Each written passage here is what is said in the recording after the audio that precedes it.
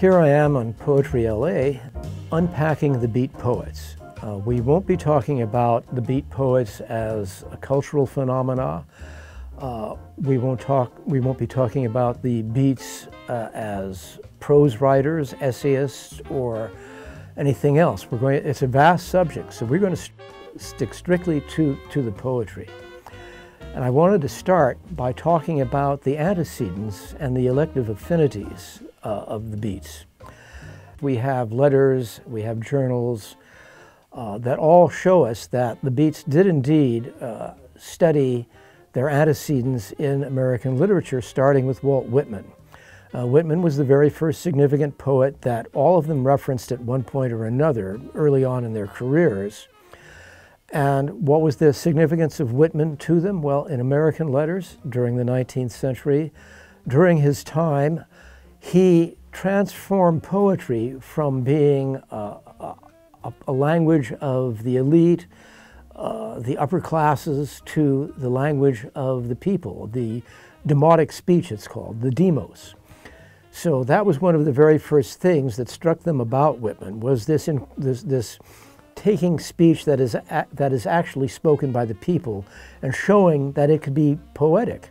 It was not the elevated language that 19th century and earlier poetry that was characteristic of that poetry, but it was the poetry that was spoken and that came to Whitman through his many occupations, from journalist to Civil War nurse to teamster.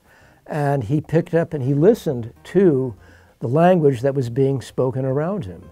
And he crafted his poems deliberately using that language. The second influence from the 19th century was Emily Dickinson. Now, this might seem an exotic comparison, but in fact it's not.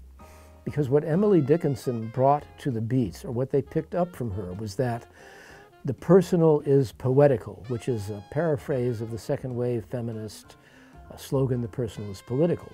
The personal is poetical. And what does that mean? Well, we know that Emily Dickinson did not get around in the world the way Walt Whitman did. She basically lived in her house in Massachusetts, saw a few neighbors, was not known for traveling, but she read the papers and she had her own particular thoughts, and all of her experiences were personal ones.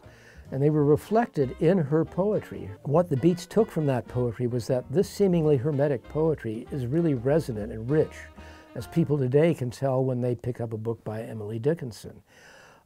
This is a woman who lived in more or less a sheltered life in the 19th century, and yet what she wrote about, the personal things that were affecting her, were emotions that everybody felt in all different walks of life and in all different situations.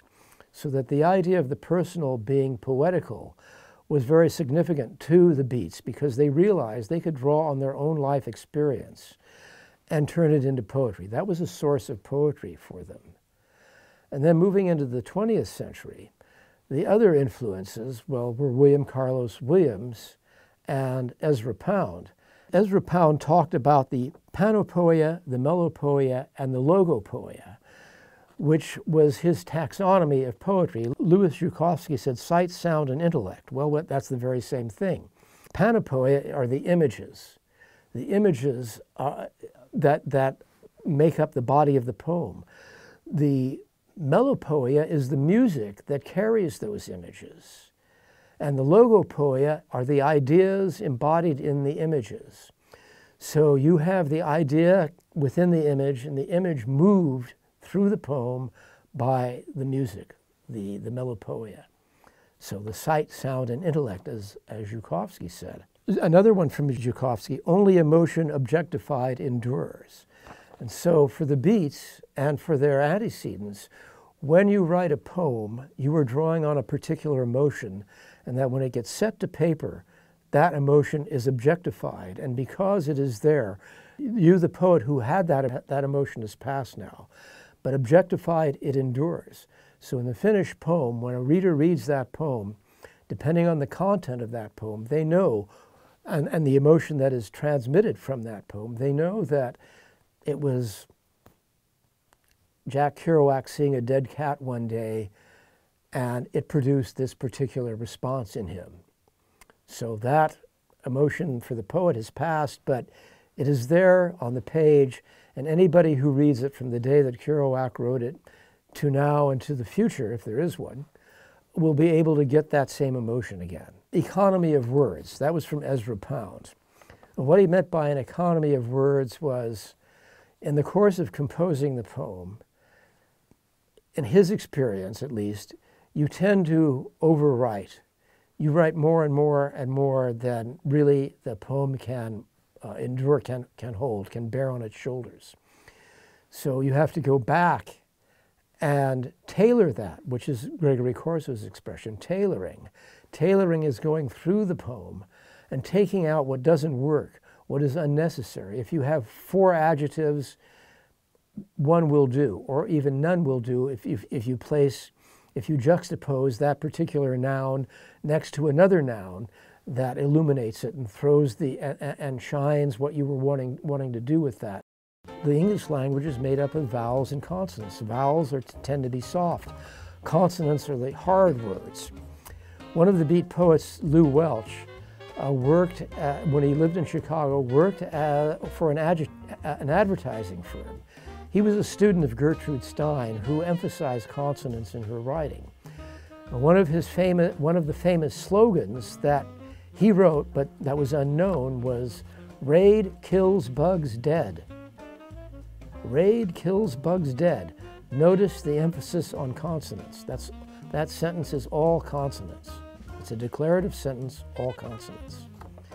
But, vowels are the softer sounds. And so by combining these soft sounds with the hard sounds, you were able to aid that melopoeia. Things are symbols of themselves. An ordinary mundane object, like a bottle of water, can become a symbol of water being contained. All of the ideas of water being contained in a dam, water being contained in a pool, water being contained in a fountain, a swimming pool. All of these things are ordinary mundane things. You do not have to talk about the mythological aspect. You don't have to bring in the Greek god ocean to talk about water. One perception must immediately and directly lead to a further perception. This comes from Charles Olson.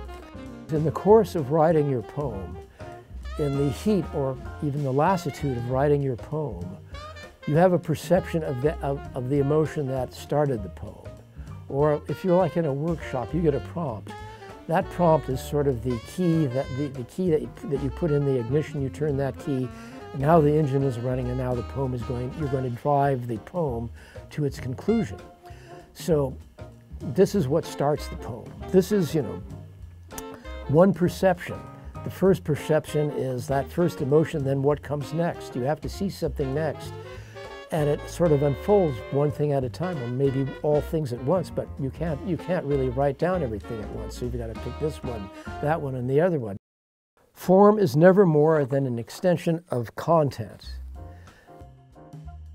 Formal poetry was not disdained, but there are certain events, certain emotions, certain things that fit better into one form than another form.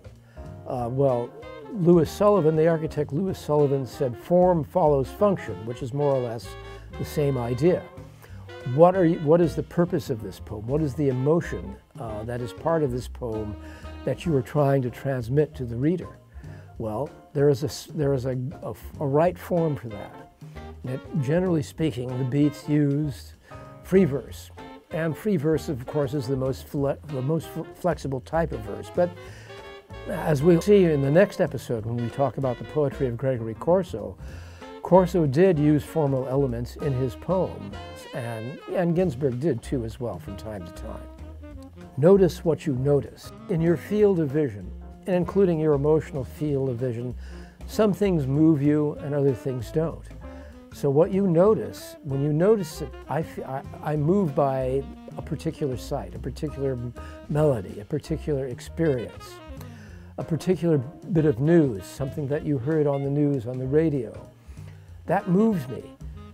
And if you notice that, that is what moves me. Those kind of things move me. Mind must be loose. Mind must be loose in the sense that you have to be open to all of these experiences in order to be able to notice what you notice.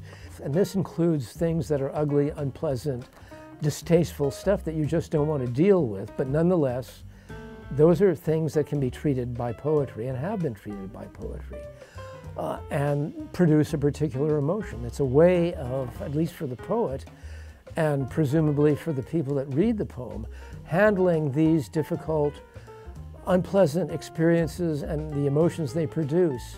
If you do go to like a psychotherapist, they would say, write that down. But for the poet, it's an art practice. They're going to write that down, but they want to write it down in such a way so that its meaning is expansive. And it's not just particular to them, but that something that can reach everybody. Observe what is vivid. You're going to see red more than gray. Gray is going to be not so vivid. It's going to be kind of, oh, you know, gray, so what?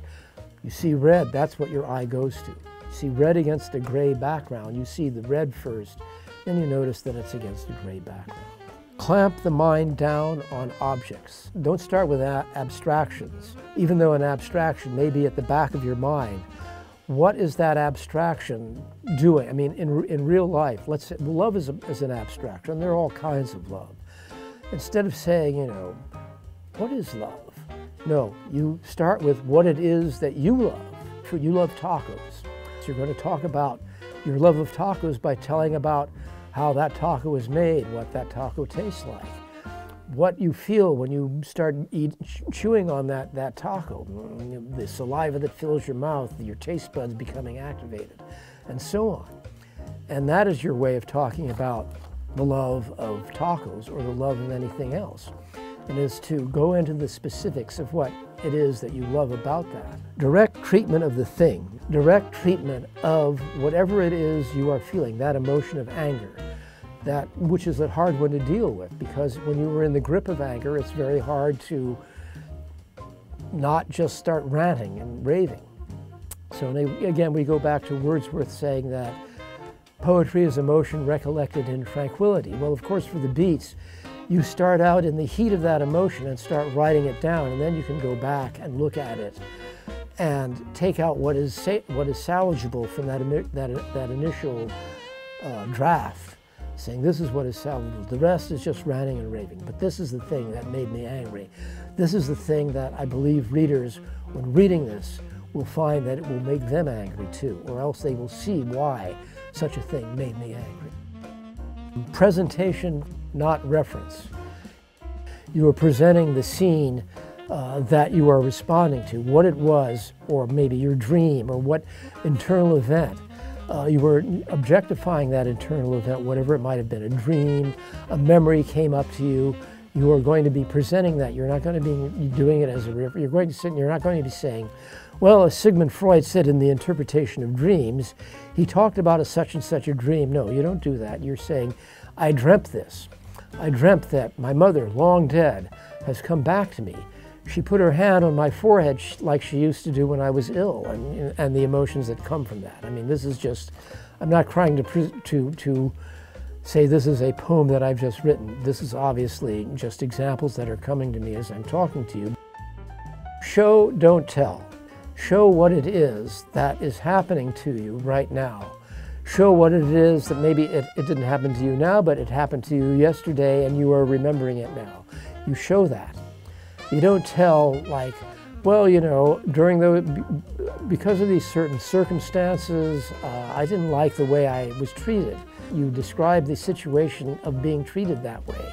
You talk about the rude sales clerk. You don't say, well, I got dissed by this rude sales clerk. You recreate the scene of being treated by that rude sales clerk, the language that the clerk had addressed you with, and so on.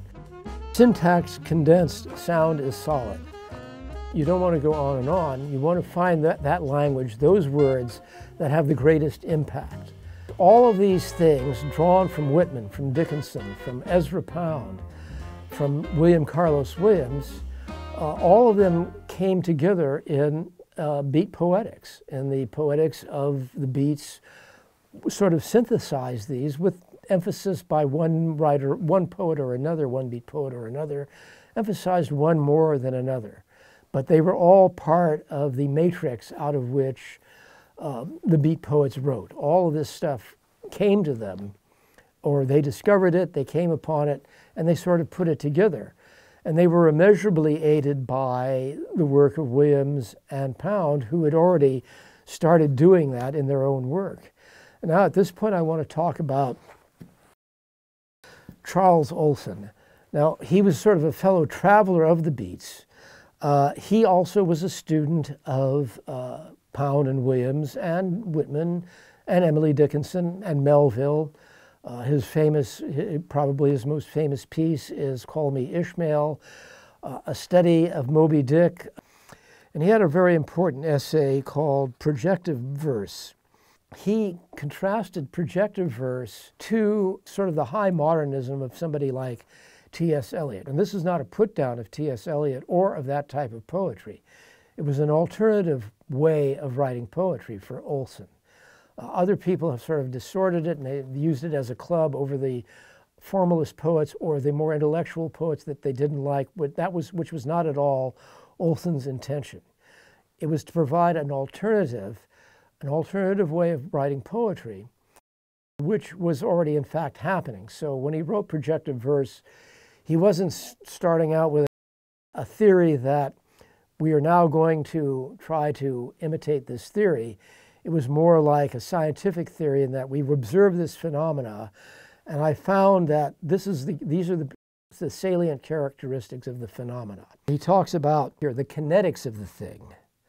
A poem is energy transferred from where the poet got it.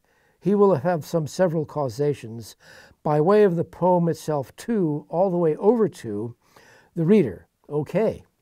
Then the poem itself must, at all points, be a high energy construct and, at all points, an energy discharge. So how is the poet to accomplish same energy? What is the process by which the poet gets in, at all points, energy, at least the equivalent of the energy, which propelled him in the first place, yet an energy which is peculiar to verse alone, and which will be obviously also different from the energy which the reader, because he is a third term, will take away. The challenge of getting your particular experience, your emotion, your idea over to a reader who is totally different from you. I'm a beat poet living in the middle of the 20th century, experiencing these particular phenomena, this Korean War, this lunch counter sit-in, this lynching, this appearance of Marilyn Monroe and all of the cultural events that were specific to that particular temporal time and all of the mores and morality that was happening there, that sort of conditioned the language and the experiences that the poet had. How will this go over to a reader 50 years later, 100 years later?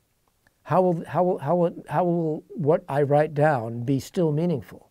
That was the challenge. That is the challenge to all poets. This Olson essay is very comprehensive, and it sort of covers all of the things that I've been talking about in terms of the antecedents of the beats and the way that they put this all together. And that is what makes a beat poetry. Now, at this point, I'd like to read a poem by Allen Ginsberg that was critiqued by William Carlos Williams. It was one of Ginsberg's first mature poems in his belief. He wrote poetry that was rhyming poetry before this. And that was when he was a student at Columbia University. He was writing villanelles, he was writing sonnets, he was writing poetry according to classically accepted Western form. He sent a selection of his formal poetry to Williams, and Williams made a terse comment. He said, writing formal poetry requires excellence. So in other words, you have to write it perfectly. You don't have much wiggle room. You could write villanelle after villanelle. If it doesn't work, you've got to start all over again with a new one. But writing like this, writing according to free verse, you have more latitude. So this was the poem that Williams critiqued, and this is Ginsberg's final version of it. The bricklayer's lunch hour. Two bricklayers, are setting the walls of a cellar in a new dug-out patch of dirt behind an old house of wood with brown gables grown over with ivy on a shady street in Denver. It is noon, and one of them wanders off. The young subordinate bricklayer sits idly for a few minutes after eating a sandwich and throwing away the paper bag. He has on dungarees and is bare above the waist. He has yellow hair and wears the smudged but still bright red cap on his head. He sits idly on top of the wall on a ladder that is leaned up between his spread thighs, his head bent down, gazing uninterestedly at the paper bag on the grass.